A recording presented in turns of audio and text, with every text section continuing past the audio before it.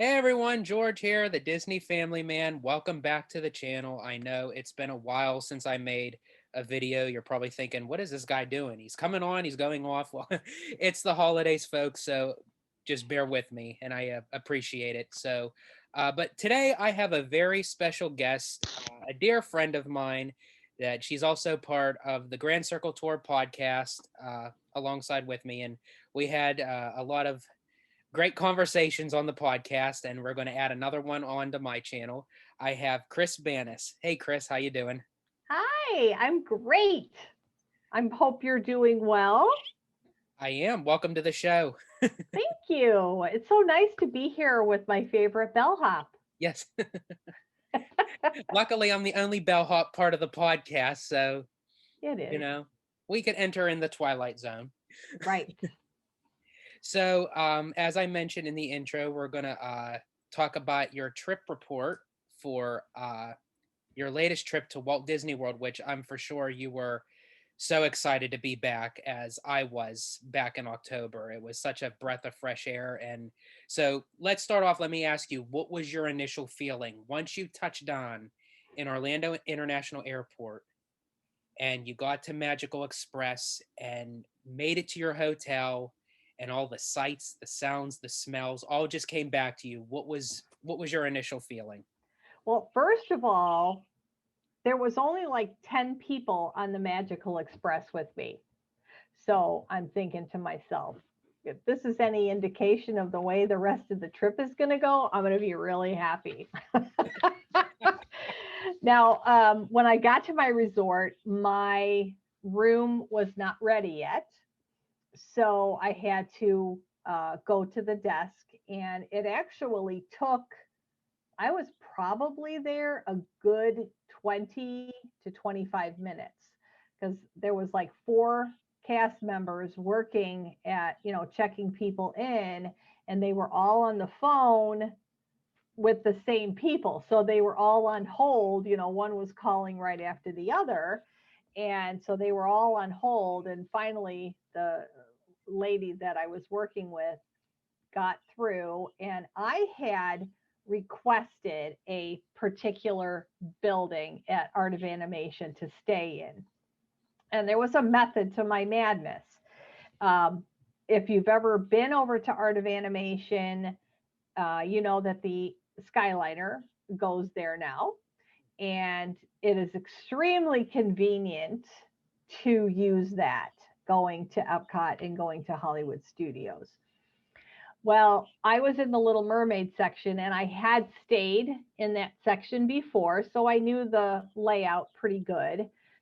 And I had requested to stay, even though I'm a huge Little Mermaid fan, you know that. I had requested to stay in the Ursula building. Uh-oh. Not that I really wanted to see Ursula's fat rear end going and coming every day out of my building, but it is the closest building to the Skyliner access. So all I had to do was walk out of my building and walk along the Hourglass Lake there and get to the Skyliner. So it was very, very convenient. So the first day that I got there, it was a Saturday. And my first thing that I did was go to Disney Springs. Now, it happened to be at max capacity. They were not allowing any more cars to go into either of the parking garages. So the only people that were able to actually go were Disney guests going on the Disney transportation. If you were trying to drive there as a Disney guest, you weren't getting in either. So it was only bus people that they were still allowing to go at that point. Even though it was max capacity, it was still not horrendous for a Saturday night. I didn't really think about that when I made all my plans for Yeah, that I evening. think that's a common misconception nowadays that when people hear it hits max capacity, they're surmising the typical normal max Yes, capacity that Disney holds, where it's right, shoulder to shoulder. You right. you know you're basically and everyone listeners out there, forgive me for saying this. It's like you're almost giving someone a personal cavity search, but but But it was nowadays no. the I mean, it was crowded. I'm not going to say that it wasn't, but it wasn't as crowded as I have seen it in the past. So, well, that was interesting. yeah. So I had a dinner reservation at Paddlefish that evening, and I went and had um, my bi-yearly dose of crab legs. Excellent choice. It is. And there's no like good mannered way to eat crab legs. No, And I was by myself, and you know what? People were watching me, and I'm like, I don't care. you're at Disney. Why should you care? Doesn't Yeah, yeah. matter. Crab legs, a big, messy burger or like a sloppy Joe. There's no polite way of eating it. No, there's no ladylike way to eat crab legs or a giant hamburger, which I had at the Edison about like half a week later. So we'll get into that later. but yeah, I mean, it was crowded, like I said, but it wasn't to the point where I was like, oh, I got to get out of here. So how long was your trip It altogether? was Because 10, I 10 days. It was actually 10 nights and 11 days because I did go to Magic Kingdom on my final day that I was there because my flight wasn't leaving until 7. So I had a good half a day that I could go. I got back to my resort about 3 o'clock. okay, So, yeah, because I saw you posting picture after picture, day after day, and I thought I know she probably told me this at some point, but holy crap, how long was she planning staying on down there? I know. You know what? And even though it was 10 days that I had, it seemed like it was over before I knew it. Oh, I can It was imagine. Yeah, crazy. yeah, we were down there for 7 nights, and Hmm. I mean, it was decent. We enjoyed our time, but I think like being in the atmosphere of Disney, despite all the changes and the protocols, I guess for us as Disney fans, it still takes us back. Oh, How yeah, like fitting like riding a bicycle. yeah. My husband and I were just down there in March for my birthday, right before the shutdown, actually. And so it hadn't been like forever since I had been there, but um, I knew that this was going to be the last trip that I'm going to be taking probably for a couple of years. We're moving next year, building a house, so there's going to be no vacation money and no time. So I that's why I wanted to go and for 10 days because I knew I needed to get my Disney fix on. It's got to last me a while. So my first full day that I was there, I went to Magic Kingdom on the Sunday, and I don't know if you saw my video that I did, but I was literally in tears when I walked in there. I have been at Christmas time before. I was there last November, but it was extremely emotional when I walked in there just because of everything that's gone on this year since I was there last. And I canceled 2 trips before that because I was supposed to go in May, and I would changed it to September, and then I still wasn't comfortable about going then. So I rescheduled it to when I went, which was November 28th. And it just kind of all hit me. But when I saw the castle the way that it is now, I mean, it was like right there. I don't know why this happened because it's the same size castle as it's Mhm. always been, but that new paint scheme made it look like it was like right here in front Mhm. of me. I did you notice that? Yes. It was something, I don't know, the mixtures of the two colors, it really Mhm. made it pop. Like it's already three-dimensional, but it's almost like Right. it took it one step further. Yeah. And I don't know, it just makes it look even bigger. It makes it look closer and it makes it look bigger. So I am absolutely thrilled with this new paint scheme. I Hmm. know some people are still, oh, it's not Cinderella Castle. Yes, it is. It's still Cinderella Castle. It's just got a little bit of an update. So I am thrilled with it. But just seeing all the decorations and seeing that castle right down there at the end of Main Street, and it kind of overwhelmed me, and I just like literally started bawling.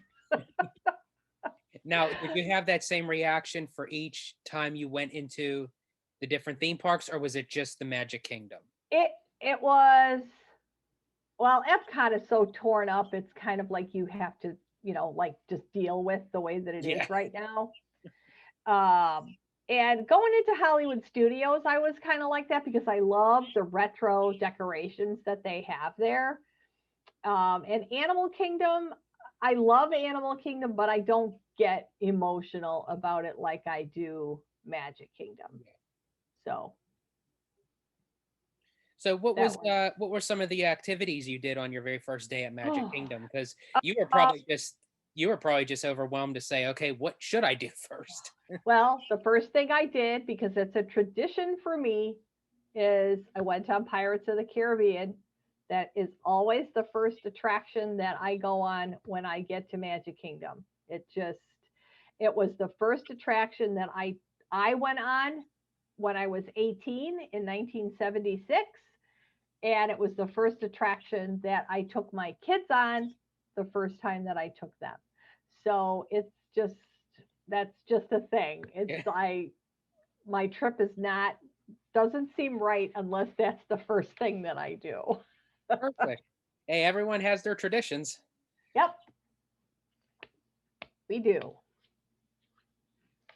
So, what is some other things you did after Pirates? Did you get to sample any of the new? I did. I taste tested and I wasn't sure if I was going to like it, but I did the pistachio and chai tea treat from Aloha Isle. It was really good, and I am not a chai tea lover by any stretch of the imagination, but it was such a subtle flavor. It was not, because some chai teas I've had, they are so strong that it's like, ugh, you can't stand it. This was not like that at all. It was very subtle, and the pistachio ice cream along with it was a perfect combination. Whoever thought of that is a genius. So I really enjoyed the whole thing. And when I did a live review in my Walt Disney Maniacs group for it, and I gave it a 10 out of 10, it was that good. But I love pistachios, so that, that went along with it. But the chai tea did not wreck it. So, and it had a cake pop in it. Could have done without the cake pop. Cake pops are cake pops. They don't really thrill me Yeah, all that much, but in general, it was very very good. So nice, good. And I noticed. I can't remember if this was your first. I think it was your first day at Magic Kingdom. You had went live with the holiday cavalcade. yes, You were there over were at they were Ontario. they were amazing. I went live probably with two or three different ones on several different days that I was at Magic Kingdom 3 times on that trip, so I really tried to catch a lot of them, and I did catch most of them. Um, they were really good, and it. I loved the fact that, I mean, you kind of heard that music coming, Hmm. and then, within a couple minutes it was right there, so it wasn't like it was taking forever like a whole parade. And they were just a couple minutes long, and if even that. And it wasn't like massive amounts of people were gathering around to see it, because they were coming by on a, like, every 15 to 20 minutes it was one or the other three or four that they had going. So, a lot of people are like, well, I already saw that one, so you don't have to stop and wait for it. And so that was really good. And the other thing that I like about it is those are like little segments. of the regular Mickey's Very Merry Christmas Parade. And if you don't go to that party, which of course it's not happening right now, but I went last year, and but if you don't spend the money to go to that, you still got a taste of that from these little cavalcades, which I thought was really, really good. I was very happy that Disney did that. Now, if you were to take the COVID situation out of it, would do you prefer to still have the traditional of how they do the parades? Or do you think this is a better way now that, people are starting to come back, the parks are growing, more people are visiting, just the crowd length in general? Do you think that's a much better suit for the parks? That's a tough question because do you want to spend the hundred and whatever dollars it is to go to that party? I mean, it was like 99, I think, for me, or 90 something because I had my annual pass discount last year. Um, but I almost think that they should keep doing this. Um, for people who can't afford to go to that part. That's a big outlay of money for people that have two or three or more children. That's a lot of bean to shell out besides what you're already paying for your trip. Yeah, that's just like Holly. She'd probably have to take out a home loan just to. Yeah, no kidding. I mean, that's, we're thinking close to $100 a pop. And, that's a crazy amount of money for people that have a bigger family. So I think this is really, even if they go back to having the party, I still think that during the holidays, I think having those little cavalcades here or there is a really nice touch in the park on a, just kind of a regular basis. So Yeah, I am too. I may be in the minority of it, but I love how it's not really drawing a lot of crowds. Where even if you're not staying for the parade, just to even try to get from say Fantasyland to Frontierland, or I'd say any land from the castle to mhm, get to Frontierland is a nightmare it when the is. parade is trying to, It is. come through. It is. So I Yeah. think it's a nice thing that if you're just, casually walking and it's like, oh, here comes a little parade segment. I think it's one of Mhm. those things that us as Disney fans, just like the citizens of Main Street. And, it's like we know they're there, the Dapper Dans, like whenever Right. they come out, we may not stay for the whole entire segment, but we know it's happening. Right. Right. And I loved how they had, since there's no meet and greets, of course, they had the characters up at the train station. They had their princesses coming out. They had the Dapper Dan singing up there. I never did catch them, but I did catch the princesses one morning.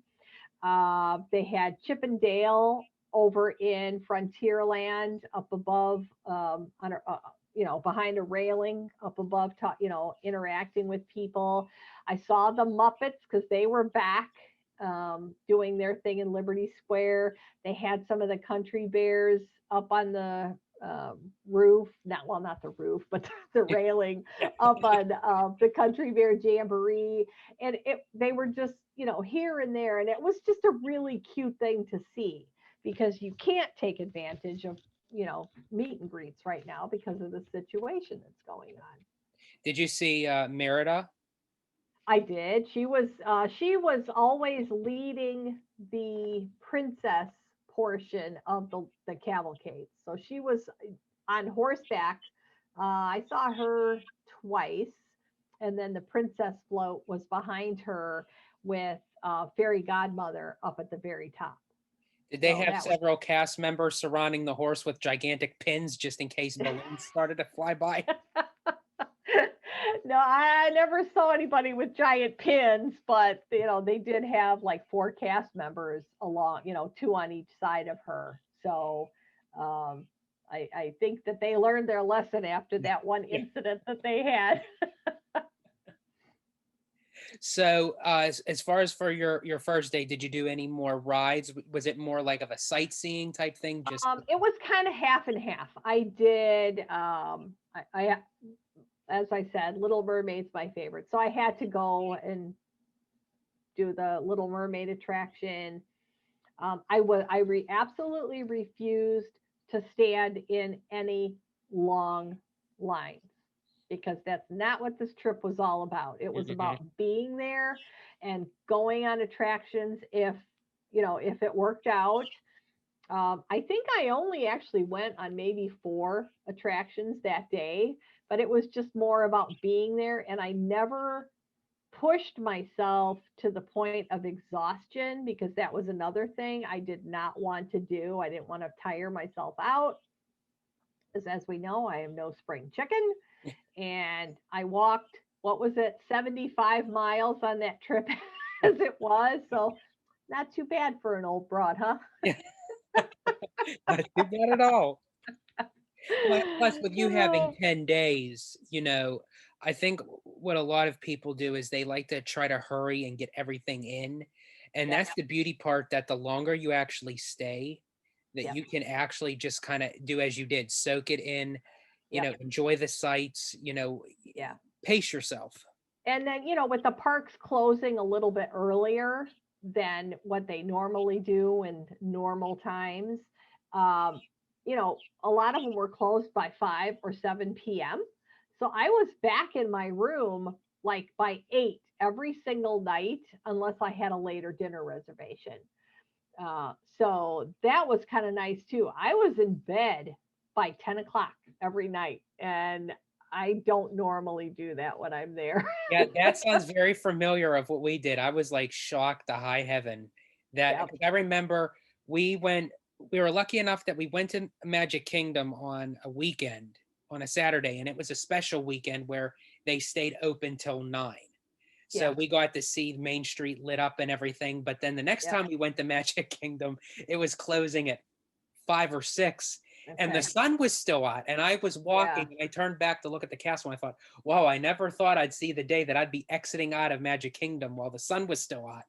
Yeah. Well, fortunately, it's darker now than, it was when you went. So the castle projections that they're doing now, they change it every 15 minutes and they start as soon as the sun goes down, they are on that. And now they're doing a little fireworks burst at that I was just going to 15. ask, did you happen to see the fireworks? I did numerous times. So yeah, I stayed the one night to watch several changes in the castle projection. So I got to see the fireworks like three or four times. So that was good. Nice. Yeah. So what was your day two? Um. Well, let's see. Gosh, I really have to. I have to think back now. Day two was Monday. Well, actually, it's day three. Monday, we went to Hollywood Studios. I went with one of my friends and hung out with her all day.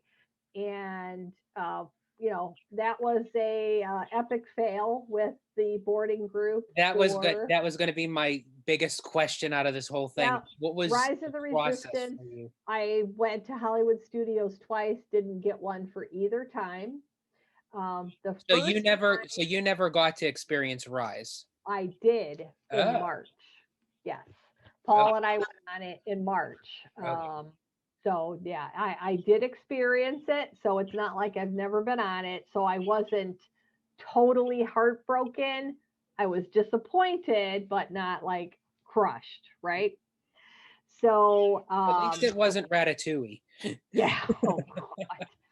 Don't even get me going on that one. Yeah. Um, I, was on my phone ready to go at, 6:45. I was up waiting and didn't get one. And then we found out though that there was major issues with the attraction. So it was very hit or miss all day long. And we got busy doing other things and totally forgot about trying for the 2 o'clock thing. I don't think it would have worked out anyway. But the following Saturday that I went, um, same thing, didn't get one, but I found out that the attraction was basically down almost all day long. Oh So wow. everybody that got those boarding groups, It whoever wouldn't have got, even mattered anyway. no, and they most, you saw people standing in that line all day long, and even the people that got those boarding groups, like, early ones, they did not get on the attraction until 4:15 in the afternoon. Oh, wow. So they were There really, is no way in the world that I would stand in that line all day long. well, and especially since the park was closing, what, at probably 6 or 7 o'clock? Um, 7. Yeah. 7. So Yeah. even by the time they were to get on the ride, only 3 hours left of your whole entire Yep. day. Yep. Wow. They, as wonderful as that attraction is, they need to shut it down, and they need to find out where all of these things are happening, and they need to do something about it, because this, what if that was your only, I mean, it was my only other day to go to Hollywood Studios. If I would have gotten one and got all excited that I had a boarding group and then I never got on Mhm. anyway, And I I think would that's not have been happy. I think a ride like Rise, the way that it has a boarding group process, that when a ride like that is broken down, it becomes so much more difficult when you're dealing with a boarding group. Yep. Whereas if you stand in line, you're guaranteed, okay, I'm in the line, I'm going to ride it, Right. but to actually depend on something digitally to say, Yeah. oh yeah, you come back at this time, Hmm. that's the hit or miss for Rise. Absolutely. Yeah. So, yeah, so I went to Epcot the following day, and Epcot is kind of it's like a jigsaw puzzle right now with all the barricades up, and so you just kind of have to know. But I did, like, I got there that day. I took the Skyliner again, and I got there. They didn't open till noon, but they were letting people in at 11. It's just that things in there were like didn't open until 12 o'clock. So I bolted over to Soren because that's always such a long line. Hmm. I was like the fourth person on the attraction that day. So that was awesome. Wow. So then I went on Living with the Land. I went on um, Nemo. I went over to Spaceship Earth and got on that. Now, that was a little bit longer line. And while I was down there, it was very chilly. And part of the queue line for Spaceship Earth is in the shade. And it was windy and it was like 54 degrees. Oh, So I was freezing my butt off. So after I did that, then I headed back the other way and I went to Figment, and then I headed over to World Showcase. The one thing that I will say about Festival of the Holidays, they're not doing everything, of course. They don't have the storytellers going on. They don't have candlelight processional, and that's all understandable. But the festival center that they have set up between Canada and the UK, it it it was a total letdown to me. I was very disappointed in it. It was like this big hollow place, and they had certain things where you could like get your, do selfies in front of. They had the big abominable snowman with Olaf and from Frozen, and then they had some so other it was places. basically like where they took the Festival of the Holidays, crammed it into a building, and it just made it like a knockoff. Yeah, and there was tables set up for people because they had food booths in there that you could get treats or whatever, some other food items. But I was very underwhelmed by it, and it was really loud in there just because of the whatever acoustics, the way that it's set up. They had a guy playing piano the one day when I was in there. That was very enjoyable. But another day they had a singing group in there, and they were so loud that I like had to leave. It was bothering my ears. Oh wow. So that was the disappointing part of this trip, honestly, was that area.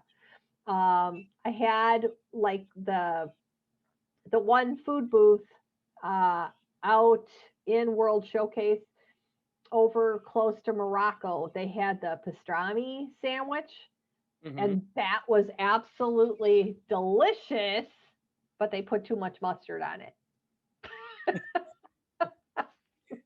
So just cut back on the mustard, and it's Just a, yeah, if they would have put half the amount of mustard on it that was on there, it would have been perfection. It was very good though, and I had a beer with that. And that was honestly, except for the Spaceship Earth cookie that I got in the festival center, that was the only food, like festival food, that I ate. I did not well, like. maybe next time. I think that was probably a letdown too. They should have just called it a mustard sandwich with a side of pastrami. That would have been good. Yeah, yeah. But I really didn't like get a whole bunch of stuff. I was really thinking about getting a lot of the cookies and the cookie stroll. That never happened. Um, but I did go get my Tipsy Ducks in Love from the Joy of Tea, because Nice. I can't go to Epcot without having one of those, because I love it. I went over to Kringella and I got a couple things over there. I had one for dessert in my room that night, and I had one for breakfast in the morning. Nice. So did you have a sit down meal at Epcot? I did. Matter of fact, I had two. I went to Tepanito and I went to Chefs de France, and Okay. neither one I had ever been to before. So I was trying to get some stuff in on this trip that I had not done in the past. If you had So to pick, which one would you prefer over the other? Tepanito, I did really like it. The food was really good. It's fun, to have the guy cooking in front of you. Chefs de France, I had the salmon and it was absolutely delicious, but it it was like okay, you know.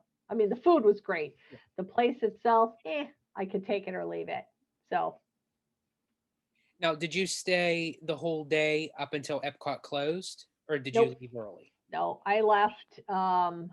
I think they were closing at 9, and I left after dinner, which dinner was over like 7:30 ish. So I made my way back over to International Gateway and took the Skyliner back to Art of I tell you, Animation. staying at Pop Century or Art of Animation, you have it made with that Skyliner. You sure do. Oh man, Yep. it cuts back so much time.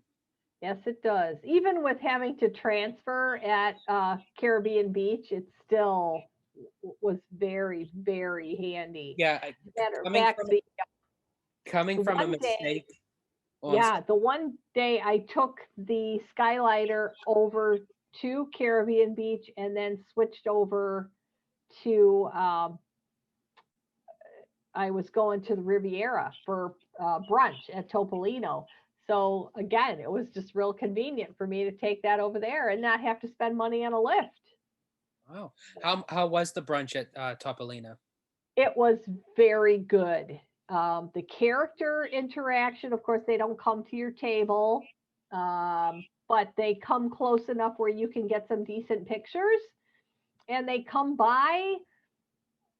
I think I saw each character come by and they stopped and waved probably 3 or 4 times during my breakfast. So that was really nice. And they are, you can't get their autographs, of course, um, because of what's going on, but they give you this little card, Oh, and then the back, it says Riviera, and then they has all of their signatures, and it says 2020, like we really need any more reminders of this. yeah, yeah. It's like a placement, like to say, remember the year that this happened. Yes. Yeah, so those are really cute that they give those out. So Oh, that's good. That's a nice, Yeah, temporary placement. And I say temporary placement because that's what I really believe it's going to be. right, right. But I had lunch uh, on Wednesday at the Grand Floridian Cafe. One of my friends went with me, and it was very nice. I just had two appetizers for lunch. I had a salad, and I had the shrimp cocktail. So that was a great lunch. And when I left there, I actually took the new walkway from the Grand Floridian that goes over to Magic Kingdom. How was So that that's walkway? really nice. It was a great walk. It was only, I don't know, maybe, and I wasn't hurrying in any stretch of the imagination. I was really taking my time because I was trying to soak everything in that I could see. So I was doing a live broadcast on there as I walked, and you got some great views of the monorails going over. I mean, it was like, a That constant thing that I that was. that, that walkway was so overdue.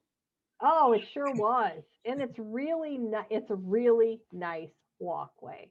So I was very happy to, try it out and see how it was. So for anybody who's staying at the Grand Floridian, if you don't want to have to wait for a monorail or a bus or whatever to take you to Magic Kingdom, that is the thing to do, is just walk, because it's Yeah, not that far.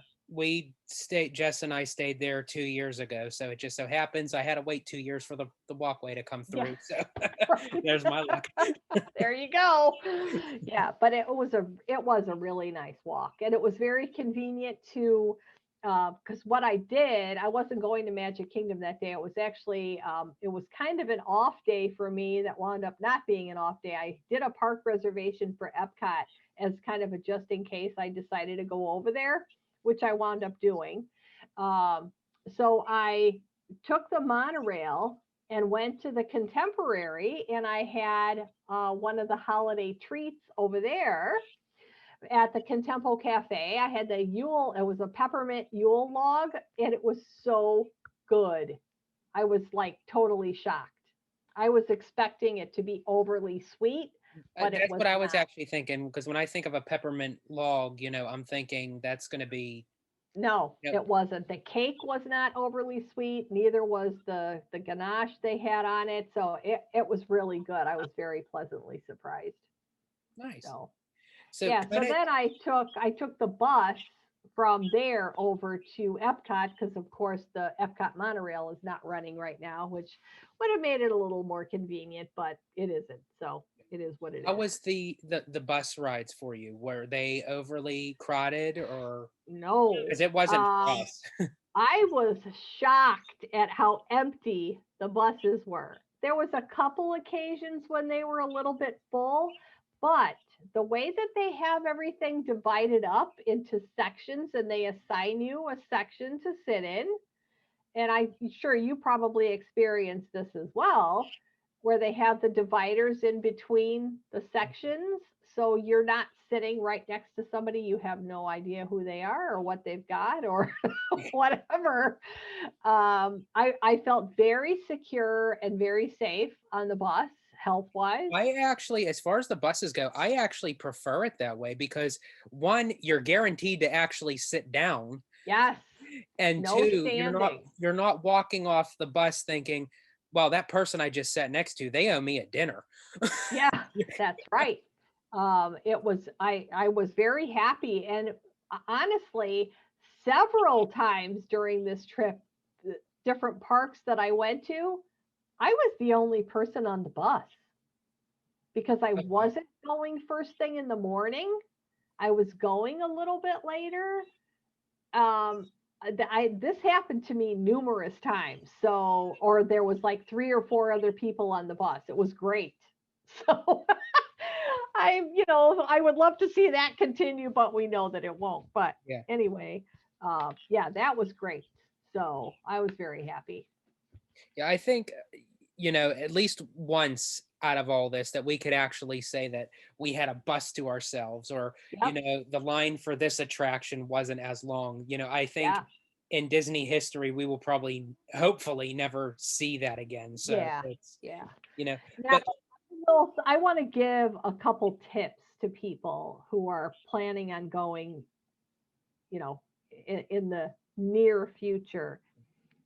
Make sure that you take your own hand sanitizer, even though they have hand sanitizer stations before and after attractions at restaurants, etc. Some of them that I ran across were empty uh-huh. because they hadn't gotten to them to refill them during the day. So I always had my own, and I also got these packs of hand wipes Oh, to throw nice. in my purse. I got these at Walgreens. I mean, they were like $1.49 or something for a pack of 10. I took 5 packs with me and came home with one. So I used 40 of those hand wipes while I was gone. And I did not touch a lot of railings like in queues for attractions. I kept my hands to myself. And the only time that I really ever used a railing was when I was going up and down stairs because I have a bad knee and I have to hold on to a railing or I'm going down. That's just the way that it is. So after I got done walking down the stairs holding onto a railing, these were out of my purse and I was using them and going and throwing them away. So that honestly, you've got to be prepared for anything. So take what you need, even if you don't use it that often, you still have it. So that's just a little sanitation tip Yeah. from the foodie fairy. Now, kind of going back to Hollywood Studios, Yeah, that I believe you said you had a reservation for Hollywood Brown Derby. yeah. Did you get the steak? No, I had the Cobb salad. Okay. Yeah, it was my friend and I had gone to. I want to talk about all the treats that I had, but we had two treats from the Trolley Car Cafe. So we each got one, and then we cut them in half and split them. And so we were still like not super hungry, so just wasn't in the mood to eat a huge meal. So the Cobb salad was actually perfect.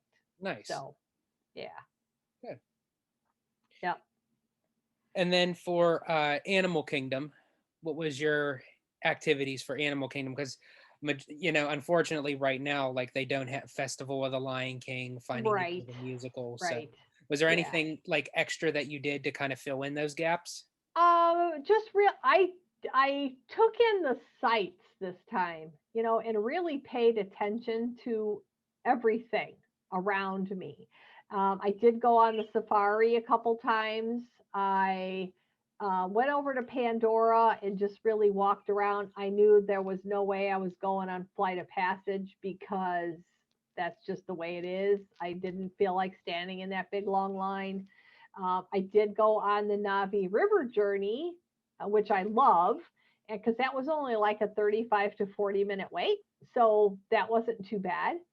Um, and I had lunch, or actually, it was kind of a mid-afternoon thing at Tiffin's, which is one of my very favorite places to eat. Um, and that was the first time that I went. And then the second time I went, I had lunch at Yak and Yeti. So that was nice. Yeah, that's mine. See, I love Yak and Yetis. That's like a tradition for me. Every time I go Yeah. into Animal Kingdom, I have to have See, Yak and Yetis. that's the way Tiffin's is for me. I just absolutely love it. And my server that I absolutely love there, and I always ask for him when I go. I had stopped over there a couple hours ahead of time and I said, "Hey, I have a reservation at I think it was like 4:15 or something." And um, I said, "Is Mikey working?" And the lady at the front, she said, "Well, yes, he is." And I said, "Okay, well, can you put that in my reservation that I want to request him as my server?" Because he is absolutely fabulous. And I want to make sure that somebody that always takes care of me gets my tip. Yeah, So absolutely. he happened to be working, and I got him as my server, and he remembered me from the last couple times that I was there. So I was very happy. That's always nice, when you have like a specific cast member Yep. that will go, out of their way to make, your vacation more magical. And Yeah. it's like, I mean, majority all cast members do, but you always have that special one that kind of Yep. stands out. Yeah. Now I wound up getting a new special one at the Edison the night that I went over there for dinner, and I had the giant hamburger that they have. And that's like another thing that's not very ladylike to eat, but hey, it is what it is. Yep. So I had, stuff coming Yeah, down the you had a condiment, mustache. oh my God. Oh, but they don't have the regular entertainment going on there right Right. now. But they did have now I was up on the top level, so I could look down and see tables below me. And I was right on the railing, so I could see this. On the stage down there, they had a guy playing keyboards and singing, and he was excellent. He played my kind of music. I mean, he was playing Elton John and Tom Petty and all sorts of stuff. So he was really, really good. So that was really enjoyable. But Michael Yu, if anybody goes to the Edison, Michael Yu is a server there, and he is even now friends with me on Facebook. Oh, That's wow. how the connection that we made when I was there. But as a female dining by yourself, you get extra attention. They want to make sure that you're okay. And so, a lot of these guys and gals go above and beyond because they want to make sure that you're taken care of. So that's really nice. It really is, because I have taken several solo trips before, and I Hmm. mean, not that you can, have a huge difference, like when you go with, but I mean, it's a different kind of experience when you're Right, by yourself. right. It is. So, So I have to ask you, because I asked this to everybody, that has gone recently, being that you're a diehard Disney fan, and there may be a couple or a family that wants to experience Disney World for the first time. From now your personal experience of, seeing Disney in this new way, would hmm you tell them to still go, enjoy yourself, expect it to not be what it used to be? Or would you say, with the amount of money that it still costs, I would suggest for you to wait? okay, there's two scenarios to this. Uh, People who have been before, but maybe it's been quite a while since they've gone, I would say go anyway. People who have never been, I would probably recommend that they wait. Maybe not even 2021, maybe wait until 2022. Because I think hopefully, let's keep our fingers crossed and pray that everything is going to get back to fairly normal by maybe the end of 2021 or early 2022. Those are the two things that I would say. If you've been before, even though it's been a long time, go ahead and go because things are not as crowded and you can take advantage of that because lines are not as long, restaurants are not as crowded. You get to see some things that you might not normally get to see, such as the cavalcades and things. And, if they're going to keep those around for a while, even if it's not holiday, the regular parade that happens in Magic Kingdom, maybe they're going to do that once the holidays are over. They're going to pull segments from that and put those out. So, again, it's something that you normally, little bursts of these things that you normally don't get to see. Yeah, that's a good way to look at it. So, Yeah. I guess it's more so basically the perspective of how you look at it. You know, if Yeah, you are willing to still pay the money and know that you're not going to get the same experience as it was before right. March, you know, Yep. then yeah, I say definitely go for it. But if Yeah. you want to have that full on original Disney experience, then yeah, I would definitely say wait as well. Yeah. Yeah. So I'm going to just throw into this some of the highlights that I had that really stick out in my mind. First of all, I told you about the castle paint job. Yes. That was that was like almost number one for me. The cavalcades at Magic Kingdom, Hollywood Studios, and Epcot, the flotilla things at Animal Kingdom. I only got to see a couple, so those weren't as exciting to me as the other ones were. Magic Kingdom decorations, Hollywood Studios decorations, Animal Kingdom decorations. The decorations at Epcot weren't, it was kind of left me a little wanting more. I mean, the one Christmas tree was absolutely gorgeous, but the rest of it was so so. The thing that really, really stuck out to me at Epcot, though, was at the America Gardens Theater, the Voices of Liberty were doing their holiday presentation. They were like 15-minute shows, and they were doing like six a day. And Mariachi Cobri was also performing at the America Gardens Theater, and they were in between the Voices of Liberty. So it was every other show was one or the other. They were both absolutely fabulous.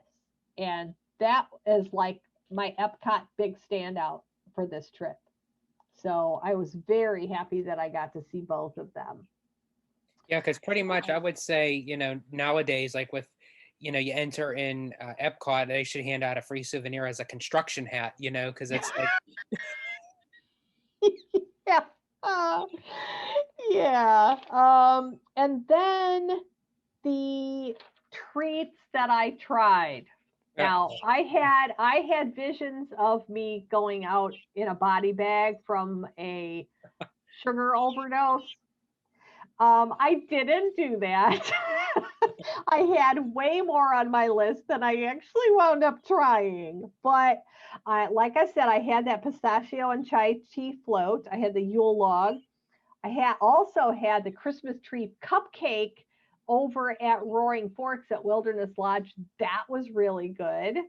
I had the Let It Snow taco from Pecos Bills. That was delish. The Spaceship Earth cookie I had at Epcot, fabulous.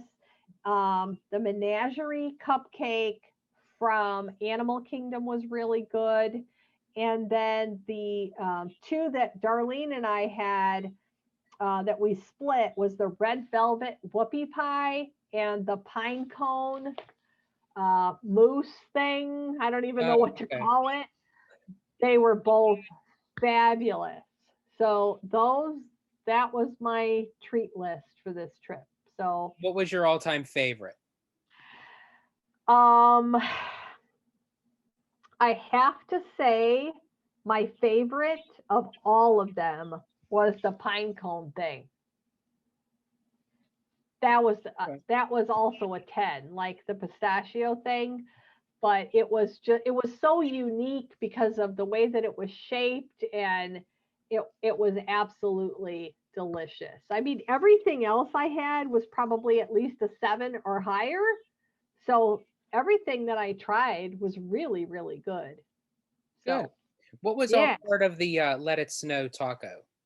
What was the part of it? excuse me, it was, well, it was like a big sugar cookie that was cut in half, and those were like the two sides of the taco, and that was colored like a bluish color, and then they had some frosting decorating that, and then it was excuse me, it was filled with mousse. Oh, okay. Nice. Was there anything, not even just like with treat wise, just food in general, was there something that was a little bit underwhelming for you that wasn't like up to par? Or that Not underwhelming. I'm going to say the thing that shocked me the most was what I had at this Okay. Holiday Dine at Hollywood and Vine. This is the other side of the postcard. Is really cute. Oh, that is cute. I had the shrimp macaroni and cheese. It was one of the best things I ate on this trip. And I was like totally shocked. Really? At Yeah. Hollywood and Now, Vine. yeah, because they have, it's not a buffet because nobody's doing buffets right now. Hollywood and Vine has one of the better buffets on property, I think, because they have some different kind of foods than a lot of the standard, like Chef Mickey's or whatever. They have a lot of seafood like shrimp, peel and eat shrimp and mussels and all that kind of stuff, and you don't find that on a lot of other buffets. So, um, but they have like 5 things for you to pick from on this menu right now. So I thought, oh, that sounds really good. And it was absolutely delicious. Nice. I would have never guessed. Yeah. I honestly. Now, the other 2 meals that I had that were kind of standouts were Cinderella's Royal Table. They have a prefix menu, so you only have a choice of like 4 or 5 different things. I had the beef tenderloin there. That was really good. And then Cinderella is now making an appearance there, and she has been for about a month and a half. She comes up to the railing that they have, and she waves and she, interacts with people. But that's pretty much the area that she stays. But everybody can see her. So you get a good view kind of no matter where you're sitting in the dining room. And then that was my lunch one day on Sunday, the Sunday before I came home. Uh, I also went to be our guest that night for dinner. So I did 2 castles in one day. Wow. Yeah. Like I'm having a royal day. I don't care. Um, but Beast is now walking around in there. Yeah, I So remember seeing Beast when we went yeah, for dinner. It yeah. was kind of actually funny that because we were in the West Wing, so they Okay. made like the announcement over the intercom thing. He steps foot just not even like an inch past the doorway.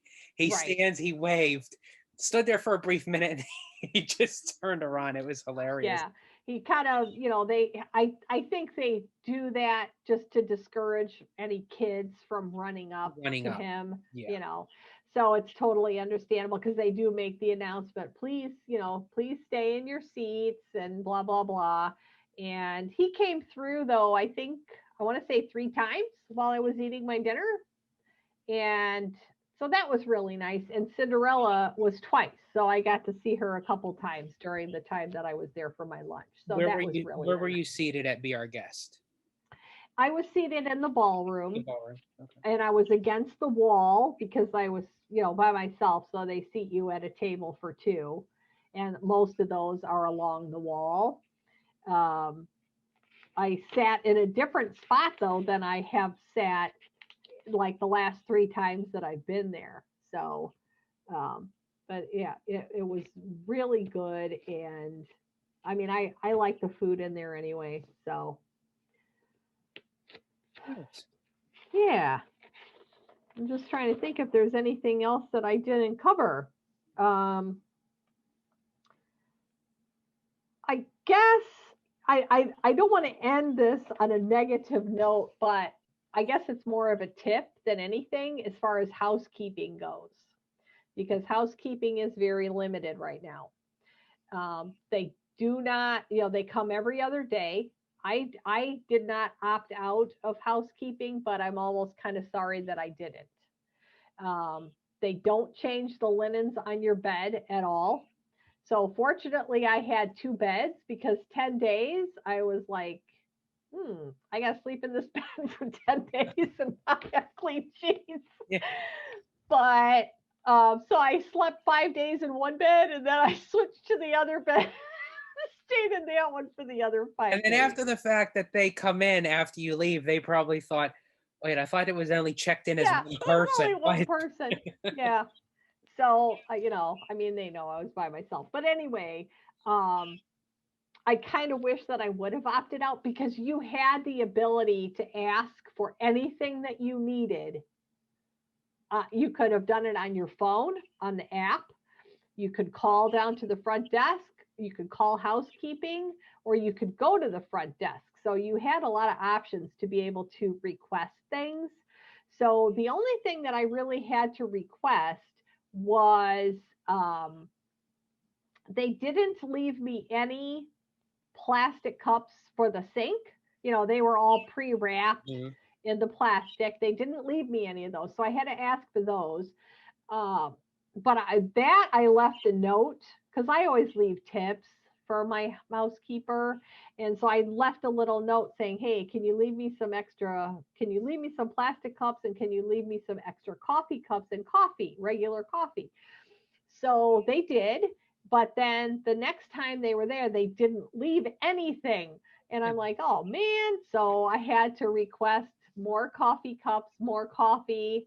Um, and what was the other thing? There was something else that I asked for.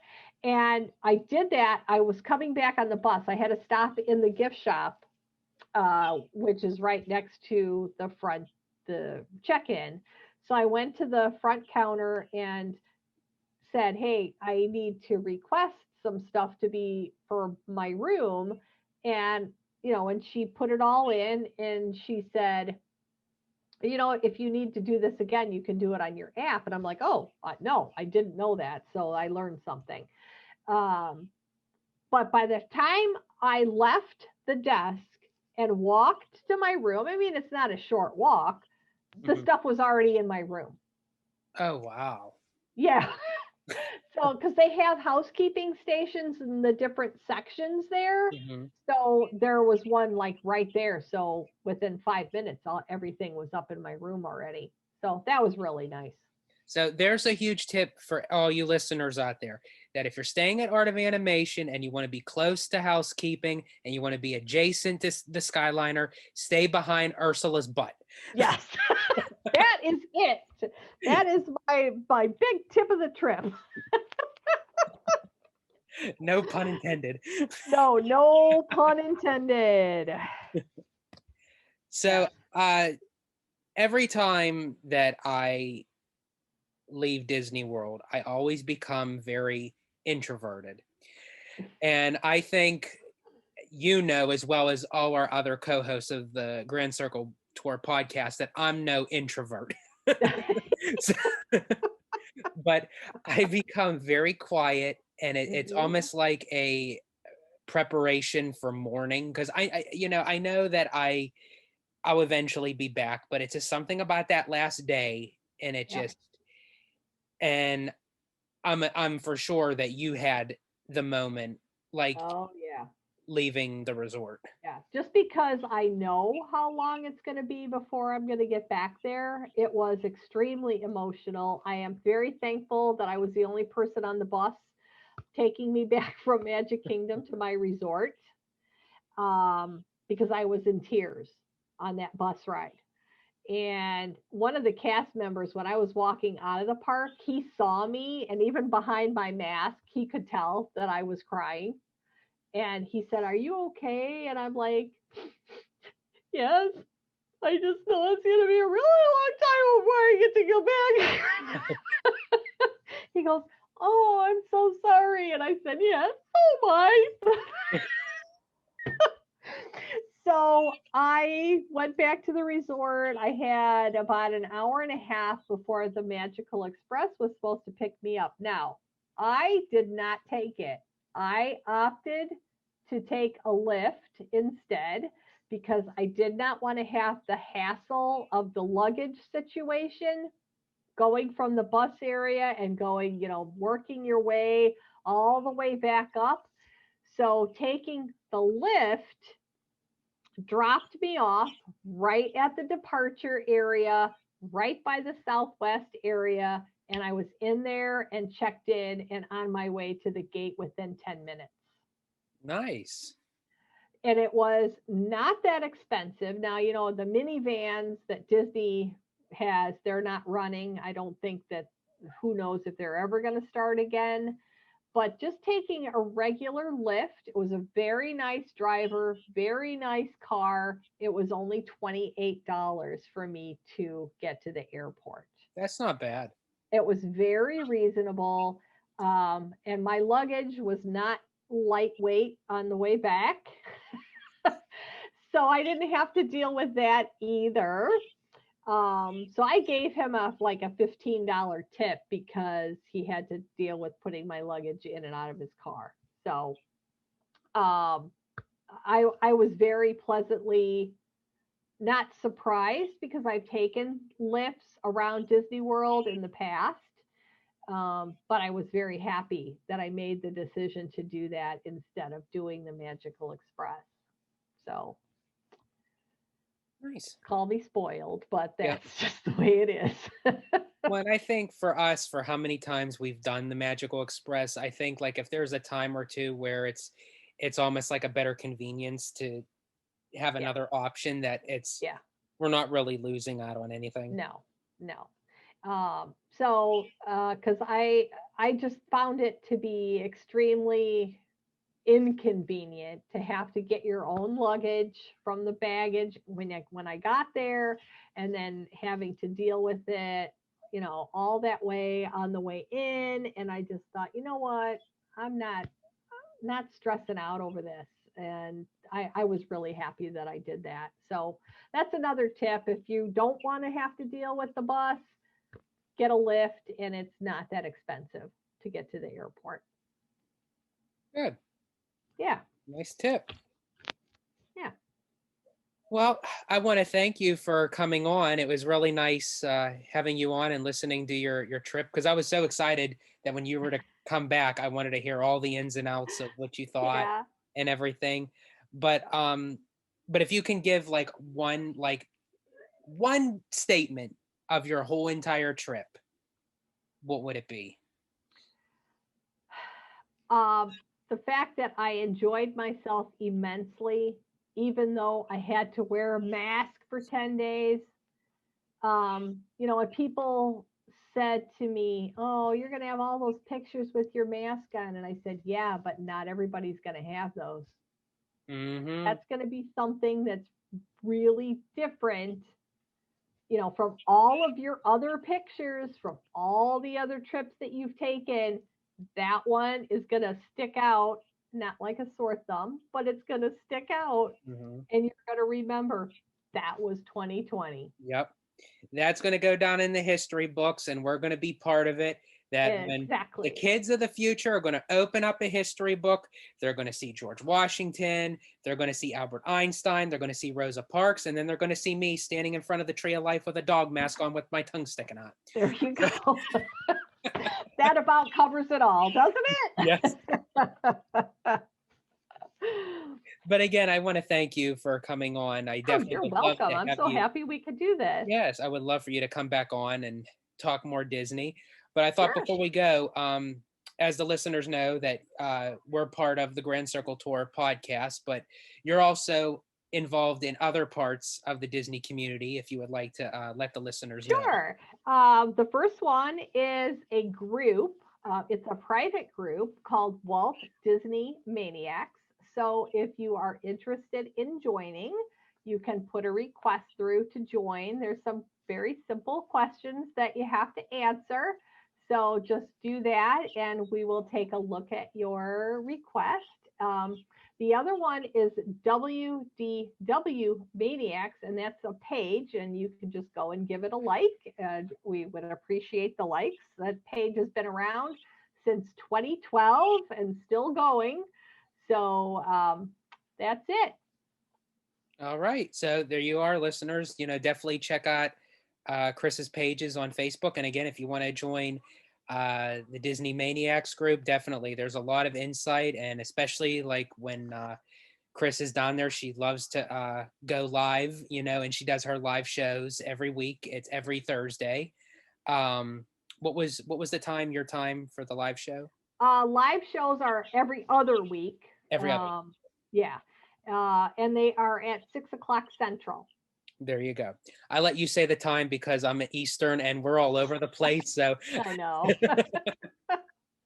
so everyone, thank you for joining us today. And remember, stay healthy, stay safe, stay Disney. Bye, everybody.